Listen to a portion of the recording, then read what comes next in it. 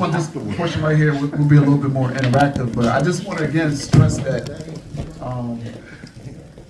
my son, his evolution when he first came out, what you see today is not the same. So his journey has benefited many, including myself. So I just want y'all to have opportunity to extract what you need. And again, remember, look at it for your benefit. Don't worry about who's next to you. Everything that you experience in life, try to use it for your benefit. Whether it's an L, whether it's a W. If you handle it right, it's going to serve a purpose in your growth. So use other people's experiences for your benefit. So anybody got a question on anything that was said or just in general, we're going to, this will be the opportunity right now. I heard you speaking about like getting people like coming together to be one. But we, like you said, we from the same street, from the same spot. You know the surroundings with you. And at the same point in time, this is real, and certain things you can't allow. How you supposed to go about that? It's a process, man. It's a real good question. I always get asked that. You know, and I realize that there's levels of beef, right? It's hard for me to tell someone that lost somebody in the beef that just dead it, right? It's hard once there's loss of life. Because on something I feel 50, like, it's people like, you know, it's Jack, but I ain't gonna say it's beef, you heard? But it's actual hoods, like, I'm gonna go a lot. Then you got these hoods, you know, cat, spoke cat, I'm sure I'm gonna go Jack, like, oh, but that's all this how it build up. That's keep dead. Like, it's not all something. But you gotta think about it, because this, like, what I'm trying to say is, the dissing, right? And I get it, but we have to get to a level of emotional strength, bro, where somebody saying some shit is not worth me losing my life or taking somebody's life. We gotta get there. At some point, we gotta be strong enough to say, I know what you're trying to do. I ain't gonna lie though, like that's a fact. Off of words, somebody feel me, yeah. But I ain't gonna lie, it's feel me, you got dead means, you heard? And I hear that. Say you run across somebody that can hot your dead means, you heard? What am I supposed to do? You kill my nah, bro. And I hear what you're saying. So what I'm saying is this, and I'm telling you this as a man. If you made a decision that that's worth losing your life, then that's the decision that you made as a man. That's not a decision I made. I lost a lot of niggas in the street, right? It's dudes that I know killed somebody that I know, right? And at this point, as I grow, I'm like, that was the game that we was in, right? Because when do it stop? Like, when do it stop? We just gonna we gonna run the scoreboard at some point it stop, right? So we just gonna keep carrying on the beef. You gonna inherit the beef, right? That started from your father and them's beef, and then you inherited, then your son inherited the beef because like that's what's happening. We inheriting beef. But I feel like, you feel me, if you hop in the streets and you do that, you feel me, you know what you signed up for. But a lot of us don't. And I feel you, but at 14 to 15, you don't know what you signed up for. You just don't. Because you don't even, what I'm trying to tell you is, I know that you don't because I was there. So that's called a follow. You know, you're a follower naturally. You adapt to your surroundings. You become your surroundings because you feel like you gotta survive. We in the jungle, you become Tarzan. Right? I want to be Tarzan. I'm trying to be Tarzan in the jungle. But once you go outside the jungle, you like, damn, it's way more going on. So you don't, like right now where you are, I get it, because I was there at a point. But at some point you gotta say, it don't make sense, like Wallow said. Nigga killed his brother. And he had to forgive the nigga that killed his brother. And he cried about it every day, but he understood me living with that and taking that on, I can't be who I am. Man is a multi-millionaire right now. If he came home and said, I'm gonna kill a nigga that killed my brother, he'd just be sitting in jail. He can't help the man kids. He couldn't do nothing. All right, I shot the nigga who killed you. Who taking care of your kids? Who taking care of your mother? Who's your sister? Who, like, when your dead man is there, they still got mothers and brothers and sisters, right? That's what you're supposed to do. That's what you're supposed to do. For your dead mans, you're supposed to live for your dead mans. And I know it's hard. Something I learned is like, feel me, off of that, it's like you playing chess. You heard? Like chess, It's always chess. You feel me? Like you, the main assets you heard ain't supposed to step out of place. You know what I mean? Exactly. Like you got people for that. Like you know what I mean? But the that's thing- why I say that people don't do. But it does. What I'm trying to tell you, it don't end until you end it. Like no beef. You can't have beef with me if I don't got beef with you for too long. Like, For how long that's gonna last? Like, bro, at some point, bro, I don't have no beef with you. It's just over, right? As I've watched whole peace treaties be made for niggas who've been killing each other for decades, so it can be done. We just got to get in our mind that yo, this shit ain't work. But the thing is, it's such indoctrinated into the culture that we think that we have to continue to carry on the cycle. We feel like we put so much burden on us to carry on the cycle. It's gonna be one day you wake up, young king. I promise you, you're gonna wake up one day and be like, what the fuck am I doing? I done put all this pain in and this and that and lost all this for what? Every day you wake up, you can't even go outside without looking over your shoulder. You gotta worry about this and that. That's not even living. That shit is, you barely surviving, bro. You just waiting to die.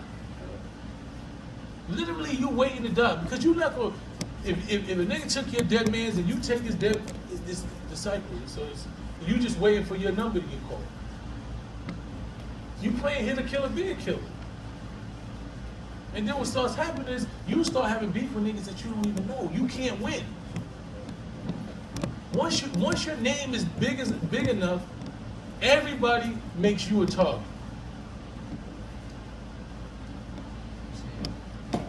Because they want the prestige that come with saying I knocked him off. Yeah, that was their big homie. I knocked him. Nobody. I'm circle back to you. Tom, yeah. I wanted to thank you for coming, and also, you know, it's one thing that we hear people speak, but it's another thing when you see the person that's actually living that. I'm from Harlem, and I grew up, when I moved from Harlem, Brown Sugar Projects, which you're very well aware of. Yes, that. sir. Yes, we'll talk afterwards. Yes.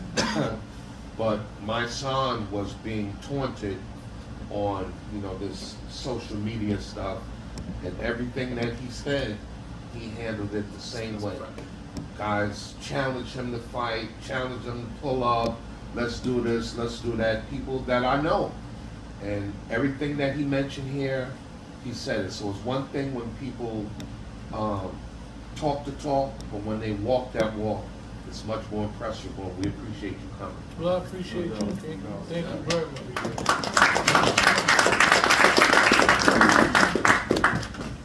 I want to co-sign that, Tony, because we do it on a smaller level, but I have seen him dragged publicly by people who have big platforms. And his response was always measured. He didn't just lose it.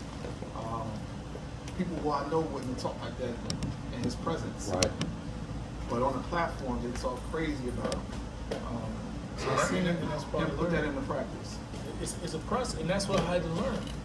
Bro, I'm not letting you trick me out of my life, on my spot, because I know you can push. I know what I'm willing to do, and I'm like, is this even worth it? Right? I got 3 sons. I got a 12 and a 10-year-old son. If I let you trick me to do something to you over the internet, or you to prove to people on the internet that I don't even care about, that I'm somebody, why would I ever do that? And I know that you're doing it just for likes, because you're not really like that. Most of these people are not like that. You ever heard somebody talk crazy and you ran down on them and then the whole energy changed? Because that's usually what it is. It's all a game. It's all a game. And once you realize that, you realize these people is playing. I'm really not playing. So I'm going to take myself out of the circle of people who play. And that's it. And then you put yourself, listen, at some point, you know, you're not old, but you got to separate yourself. You got to separate them, because just me knowing your pops, just knowing that you've probably been around a lot of people and seen more things and heard more things, you're more advanced in the streets, you got to separate yourself. my pops was telling me I gotta move like the president, you heard? Like, everybody just can't get next to me. That's why I took that heavy, you heard? I ain't gonna lie. I don't chill with just anybody. I don't move with just anybody. I don't do it. I like being by myself. Got to, because people just want, I'm telling you, people want to leech and get energy off you. And it's a lot of people with energy suckers. That's a fact. You know, they energy leeching. You know, but it's a process, man. Getting out of the streets is a process, but it can be done. But you got to make up your mind. Once you make up your mind, it's done for you. It's done for you. You ever seen the movie? What's the movie? OG Bobby Johnson. What's the name of it? South Central. You ever seen South Central? Anybody ever seen South Central besides him? And South Central was a movie about OG Bobby Johnson he pretty much started one of the gangs. Him and his brother, his man, what's his name? I forgot the guy's name, but they pretty much started the gang. He ended up taking a rap, going to jail for like 10 years or whatever. And when he was in jail, he just realized like this shit didn't mean nothing. He had a son out there, he came home and was like, you know what, I'm living for my son. And everybody was like, yo, OG, he came home, he's like, nah, that ain't what I'm doing no more. Like, I ain't even into that shit. And they was like, what you mean? I'm not into that. Cause I'm really a gangster. I'm gangster enough to tell you that I'm not doing the shit that you want me to do. That's what gangster is. When you gangster enough to say, as a man, you can't make me live a life that I don't want to live. You can't make me do nothing I don't want to do. So when you ask how do you do something, it's because you make up your mind you're doing it. And they can't make you feel a way about it. Yeah, they killed okay, cool. But that lifestyle, I'm not trying to watch nobody else die, right? I'm not trying to die for no dumb shit. What I'm gonna do is make sure my man's family and all of them is taken care of.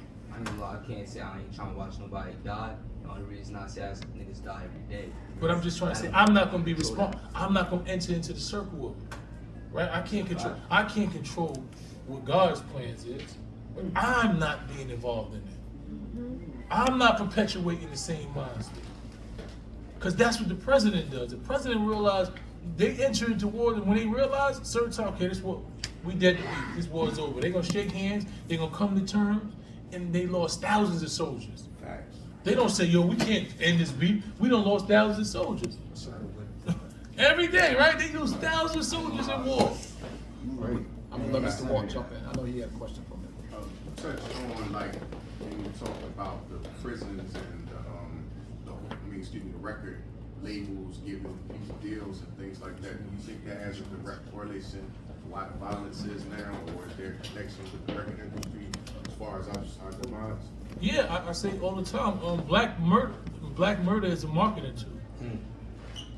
They push it. They don't push that on no other culture but blacks, right? They highlight every rapper that has real beef they sign. They got real beef. The songs that they make platinum is based off real beef. The videos is talking about real beef. They in the cemeteries. They got names of the dude, and they're giving you $1 million of deals. So what they know is all that's gonna do is heighten the beef. Because if I got beef with you, and you talking about how you smoking on my dead ones in a record that's just sold 1 million records, it's getting played everywhere, right? Now we really got beef. Cause now all right, cool. So they know what they doing. It's definitely a plan. You know what I'm saying? And they don't care. They keep losing. There's not one record label that said, you know what? We just lost 5 or 6 of these young kids, these drill rappers, because somebody got killed about records. We not gonna sign that. Leo Cohen sat up on the Breakfast Club and said, "Yeah, I know what's happening, but I got kids to feed. I know what I'm doing. Yeah, I know. You know, it's self-serving, but I got kids to feed, so I'm gonna keep giving them money. I know they're gonna kill each other. It don't bother me. They're not killing us. You know what I'm saying? It's not my community is good. You know? Yeah, let me ask a question. I know you're in the industry, so a lot of what they see or what we see is an illusion. Is there anybody that you know personally that they may know that is actually somebody that, you know, the character is that which? I mean, it's a lot of dudes that their character is what they say, you know, that I've been around. may know, I mean, in a positive manner, I guess that's what I'm. Well, like Little Dirk is actually a good dude. You know what I'm saying? Like he's actually who he say he is. Unfortunately, he grew up in a culture that's all they glorified was violence.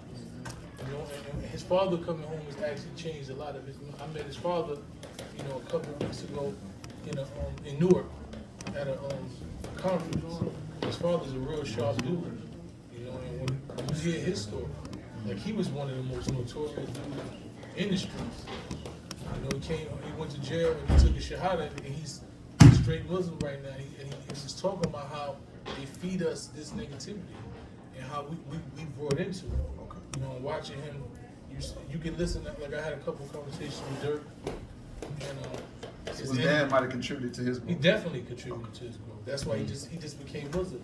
He just, too, right? yeah, his uncle, and I met his uncle too, so he's one of them. Like, it's a lot of dudes that I can say are real, that I've been around, that I like the industry. A lot of the older dudes, I know most of the older rappers, like a lot is pretty much like my brothers. You know, they actually who they say they are. What about Puff? Huh? Puff. Who? Alvin. Oh, Albie is who he say he is. And the thing is, but he wants to be better. Yeah. You know what I'm saying? He's growing slowly but surely because he lost a lot of people to the streets too. He lost his brother. You know, he lost a lot of his friends. Yes, So- because he from a lot. Nah, that's my guy. Yeah, I go to. That's why I called him Puff. When you said that, I was like, okay. Yeah. Yeah, You ever met Meek Millie personally? Yeah, I know Meek. Meek is actually one of my close friends too. Meek is dealing with a lot of issues because Meek. What I think is happening with Meek is that he's falling to the pressures of the internet. Right? It's too many people trying to try him on the internet, and it's just like, and I text him like, Meek, don't let these people pull you out of your character. Right? And sometimes, and it takes a lot of discipline. It takes discipline when you hear people saying negative, and it becomes so much piled up. You feel like you got to respond. But one thing that's what I learned from Jay-Z. Jay-Z does not respond to nobody. He might put it in a little verse here and there subliminally, but you can say whatever you want. You never gonna see him get on the internet and tweet nothing back because it don't matter. Once you so comfortable in you and you establish the way that man live his life, like, and I start saying, Meek, you a millionaire. You got houses, you got homes, you got all this. Why are you letting these people that's nobody pull you into that? But he, you know what I'm saying? Arguing that he got more money than me right now. But sometimes your ego don't let you think like that. I You have a know? question. You was on the island.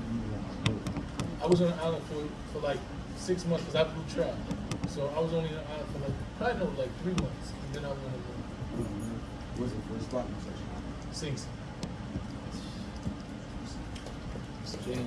So to follow up on what Mr. Wall said, you talked about the monster that buys life insurance on the rappers that have beef. You talk about that a little bit more because that really talks about what there's something driving this culture that's beyond these young people. Yeah, it's actually a thing where the record labels take out life insurance policies on the rappers, and they take out quite like 10 million, $5 million. And they're the beneficiaries, right? And they're the beneficiaries. They don't give it to the Don't families. give it to the families, yeah. Because it's pretty much insurance on them making back their money. Right. You know, they give you $1 million, but I'm gonna make 10. And the trajectory says you're gonna be dead in probably 3 And years. that's crazy how that's happening. No.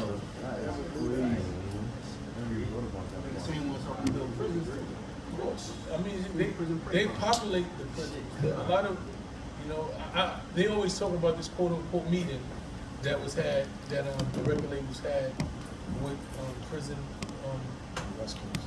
West Coast, where they had private prison owners, and they pretty much signed, pretty much made a deal to say we're gonna get artists to make music and perpetuate violence that we know is gonna, actually contribute to violence, which is gonna populate these jails. So they made their own deal. What was the worst thing you seen during your bed? The worst thing, I seen one of my friends. It was two things actually. It was it was a dude that I was cool with. had did. He came to jail with a 3 to 9. And 2 days before he was going home, he killed the dude in the yard. Ended up getting 50 to life. Killed the dude in the yard. 2 days before. I just go to show that's a bad like environment to be in. Because you're not guaranteed to go home. I was having this conversation with my little brother who was facing a gun charge now. And I was having this conversation with him, and he was like, yo, they offering me either I could do probation or do a year in jail. I'm rather just take the year in jail. And I was like, I hear you, but jail, you're not promised to come home in prison. Absolutely. Because everybody ain't got a year where you at. When you go to Rikers Island, this dude's facing 100 years. So you in a dome with a dude that faced 100 years, and he come back from trial one day, mad he just blew trial, and now he gonna stab somebody. Well, not even that. Put you in a predicament where Well, you you gotta stab. But that's what I'm saying. Whatever it is, he trying to do something. You gotta protect yourself, and you not you hot-headed already, so you already know why put yourself in a predicament. So you're not guaranteed to make it out of jail. And that's real science that you're dropping, because I'm a homeroom teacher. 12th graders here. Just last June, 2 days before graduation, one of my students, 2 days before graduation, stabbed somebody, and now he's looking at 30, 40 years. Right down here. One of my friends, the second thing, I didn't mean to cut you off, but the second thing, the dude I was real close with, man, I think he had like 10 years. And we used to go to visits. Because Sing Sing is so close to New York, I was getting like visits every day. So he was on the visit floor with me all the time, so we was real cool. And he escaped. Somehow he escaped from jail. And it was like a manhunt for like 2 days, and they found him dead in the projects. Like he overdosed. It was like in 2000. He is like in 2000. He overdosed. They found him on the bench, overdosed. You know somebody named Disco? The name sounds familiar. Boy, black, so. Damn, son. Around my pops, like, old Bronx.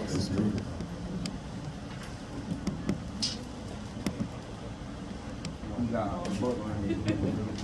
It sounds familiar. Well, I remember the dude I remember your pops used to be with was the little light skinned guy. Noel? Noel. That's my uncle, yeah, my little brother. Yeah. You have anything coming up that you're part of? I got a lot of things coming up. I'm doing this Boycott Black Murder tour. I'm actually doing a music program. I started in Newark, where we taking a lot of the drill beats and the drill energy, but we're not killing nobody else. You know what I'm saying? So I'm challenging a lot of these young boys in Newark. Most of them is on house arrest. They got ankle bracelets. A lot of them either lost or one of the dudes actually got a murder charge that he beat because it was self-defense. And he's like 16 years old. He's so dope in music. So I'm challenging him, like, I want you to make music where you ain't kill nobody. Just do it. You know what I'm saying? So we just came up with like 2 songs. I'm gonna put their album out, do the videos for them, try to shop it for them, utilize my relationships, and get their videos played. So I'm trying to do that in different schools. So like I'm starting a pilot program to do that. That's what I'm focusing on. Going back on fathers, you were talking about that earlier. I've worked in the education system in this culture for about 15 years, and the lack of fathers is a major problem, and it's been a problem for a long time. And the more that young men kill each other, that's that many less fathers that are out there. It's definitely true, man. You know, and I say that we failed a lot of our kids. You know, if we're not there as a man. Like a lot of times we always say, yo, I'm doing this because I gotta feed my family. I gotta make sure my family good. But who is taking care of your family when you're in jail? Right? If a dude smack your mother when you're in jail, what can you do for? If a dude smack your mother while you're in jail, what you can do? I can do it. I ain't gonna lie. You probably can make a call, Yeah, but that's what I'm saying. I'm talking about what can you physically do? Well, what do you do physically? You can't do nothing. You booked. You taking yourself. If you the main source of protection and providing for your family, and you take yourself out the game, then how are you supposed to protect them? Right? It's a backwards thinking. It's a backwards mentality. So when I went to jail and I was sitting there and my son was coming at 1 year old, those 7 to 8 years, it was things in his life that I wasn't able to do for him. Right? It was people giving him guidance and him trying to live off who they said I was. Right? Because that's what we passed down to our generation. That's what happened to my nephews and my brothers. They wanted to. It was an adverse thing. Either my nephews wanted to be like me, but my little brother, he wanted to show that he was tougher than me. So it was all these things that they live. Oh, your uncle. Oh, yo, that's your brother. Oh, he's such a. And then he had this ego thing where he wanted to be even tougher than I was. So he found himself in that thing. And then you got, the other one that just want to mirror what he think I am to carry on some level of tradition. So, it's an adverse effect. So every time that we leave our kids out here, we leave them to anything. We leave them to people that just want to mislead them. And that's just like the movie in South Central. He left his son, and the dude that was supposed to be his man had his son out there doing jokes and shooting and robbing. He almost killed him. He almost got killed. You know what I'm saying? But this is supposed to be his man. If you my man, why you put my kids in harm's way? Anybody else? Do you see the industry pushing more females into this? I mean, now I think now versus back then. I think now it is because it's become like what I think what they're realizing is that the subgenre of drill music is not universally marketable, right? It's just not. So a lot of these artists that we like, but they stay in this regular market. That's why people like, yo, they ain't getting no Grammy. Why such ain't win? Because you don't have a global appeal. So it's easier to market sex. Sex is the easiest thing to sell in the world. So a lot of these females are selling sex. They don't even market the talented females that actually can rap and have skills. Some of them is good, and like I think Lotto can rap, right? I think she can actually rap, but they'd rather sell the other stuff about her than actually sell the rap. You know what I'm saying? So that's what the industry is based on. Like Sexy Red. I think Sexy Red is terrible. Terrible. Terrible. No disrespect, she's a young black queen. I want her better, but she's terrible. What about from your hometown? Ice Spice. Who? Ice Spice. I think Ice Spice is she's marketable, right? So that's what it is. Like she's on tour with Taylor Swift right now. Ice Spice. She getting her bag. That's a come Oh, on. that's million. She getting her bag. That's the biggest person in music. Yeah. So she on tour with her. She got all types of commercials. They working on movies and all. I can see her playing in the next Annie. Like right? I can see her being the hood Annie, and they making a whole movie around her because it's marketable. You know what I'm saying? So what's going on with that behind go off on somebody? So this dude is a pedophile. Oh yeah. Yeah, Brother Polite was somebody that he was hailed in our community. A lot of people, he was one of them talkers, and he get on the internet and talk about Black Power and all that. And he was pretty much like a cult leader. And a lot of people was listening to him because he was making money. Yeah. You go on the internet, and he show you he got money, and he move around, and people just follow him, and he know how to talk. He know how to sound intelligent. And I never bought into the shit he was selling. But what happened was, a lady who he had a harem. He was a polygamist, quote unquote. And he had a harem of girls, and this was like the third time that one of them said that he raped her. He raped her daughter. So they actually found his semen in the girl's mouth, her shirt, and all this stuff. And he was on the internet lying, saying it's a lie. Boom, boom, boom. The day before he went to jail, it's all a lie. They dropped the charges. Boom, boom, boom. I'm not going to jail. So I'm not. I don't want to put rape and pedophilia on no man, because I know that's just like I've seen it. It been lied and used as a way to control and to destroy people. So I didn't say nothing about it. But then they literally had the transcript of them playing it in court of him getting sentenced to 10 years for rape because he pled to a lesser charge. So what he did, what they do on the internet, is they play on the fact that you don't know nothing. So he was up there like, yeah, they dropped the charges.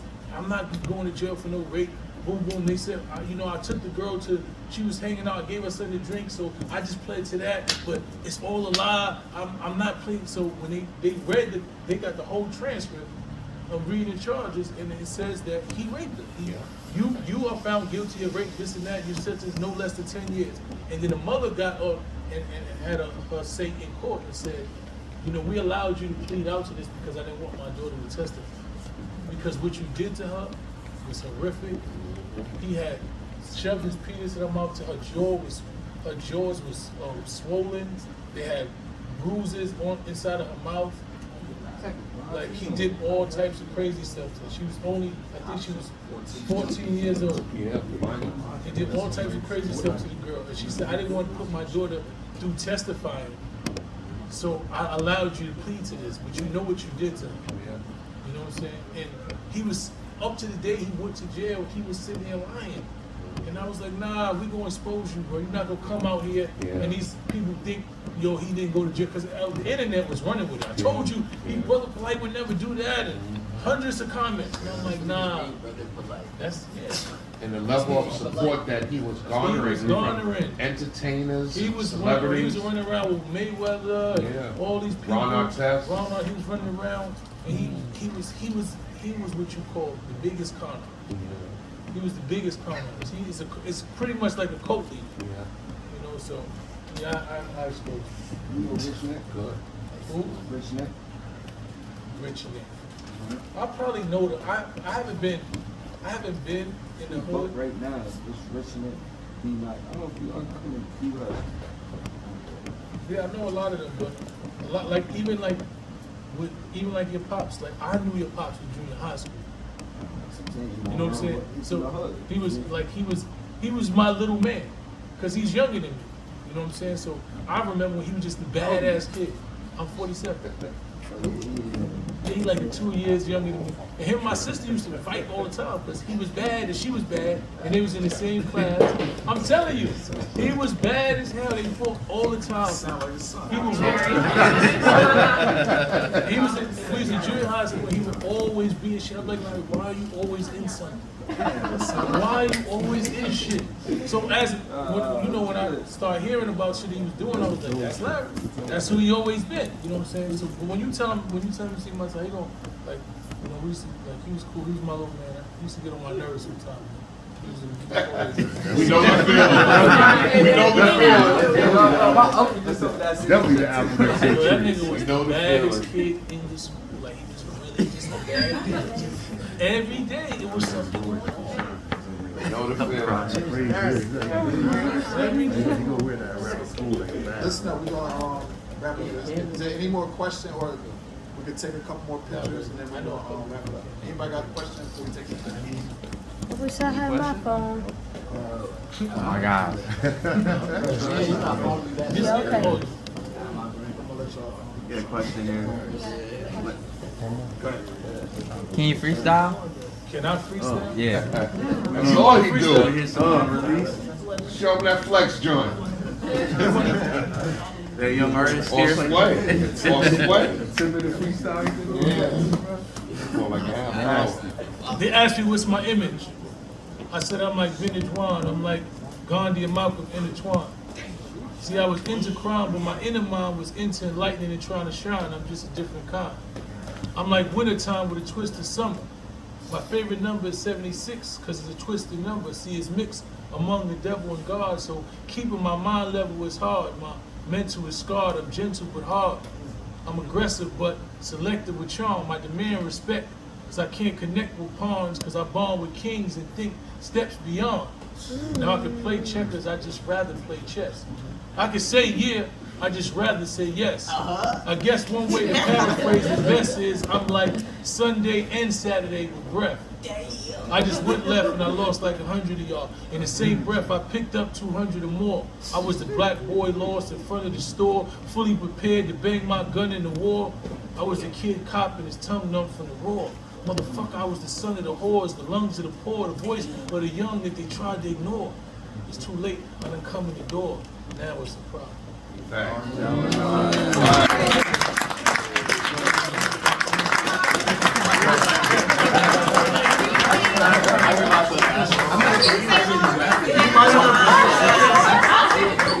want to?